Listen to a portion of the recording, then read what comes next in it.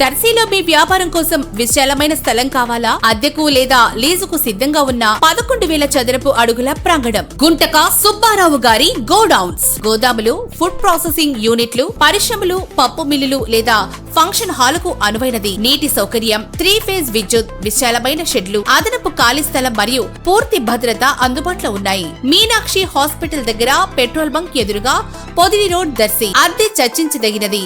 3 సంవత్సరాల లీజు సౌకర్యం కూడా అందుబాటులో ఉంది. వెంటనే సంప్రదించండి. సెల్ 9440939461.